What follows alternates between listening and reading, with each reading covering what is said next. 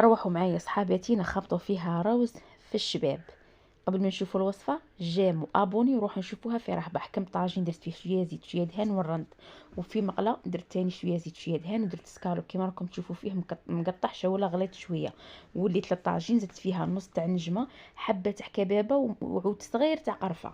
المقله درت هنا تما لي زيبيس في المقله اللي هما الكركب والسكنجبير وكيري تاع الدجاج والثوم، ها هو الثوم والملح، وخليتهم حتى طلق الماء وكاع عاد باش درت هاد لي زيبيس. وليت للطاجين زدت ضفت الروز اللي كنت مشلاتها غاي ولحت له كاع داك النشا تاعه وصفيته نشف.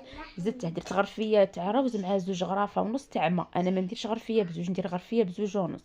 هذيك المقله كي طاب لي سكالوب تاعي غايه درت هاد الفرماج فوندو وزدت كاس تاع حليب، ذوبت فيه هذاك الفرماج. ودوك تشوفوا معايا مين داب غايه زدت وحده كريم فريش. هنا وريت لكم الروز سي بون طاب، طفيت عليه جاني على حبه.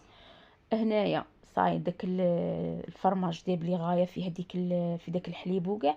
هنايا زدت لا كريم فريش تاعي، غير ديك الوحده الصغيره مع داك الحليب تجيكم سواسوه.